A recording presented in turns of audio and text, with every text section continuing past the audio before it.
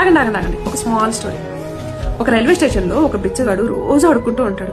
ఒక రోజు బిచ్చగాడికి ఒక సూడు బూటు వేసుకున్న వ్యక్తి కనిపించగానే అతని దగ్గరకు వెళ్లి భిక్షాటం చేస్తే నాకు చాలా డబ్బులు వస్తాయని చెప్పి ఆశపడి అతని దగ్గరికి వెళ్లి భిక్షాటం చేస్తాడు.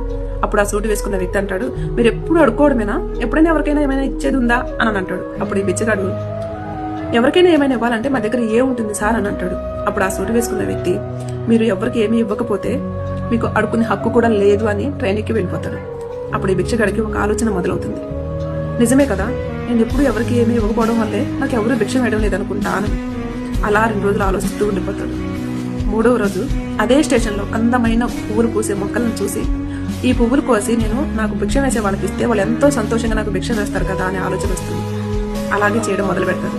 ఆ తర్వాత మళ్ళీ ఆ సూటు వేసుకున్న వ్యక్తి ఈ భిక్షగాడికి కనిపించగానే అతని దగ్గరికి పరిగెత్తుకుంటూ వెళ్లి, ఈసారి మీరు నాకు భిక్ష వేస్తే మీకు ఇవ్వడానికి నా దగ్గర పువ్వులు ఉన్నాయి సార్ అని అంటాడు. అప్పుడు ఆ సూటు వేసుకున్న వ్యక్తి నవ్వుతూ ఒక 10 రూపాయలు చేతిలో పెట్టి వెళ్ళిపోతాడు. ఈసారి భిక్షగాడికి ఇవ్వడం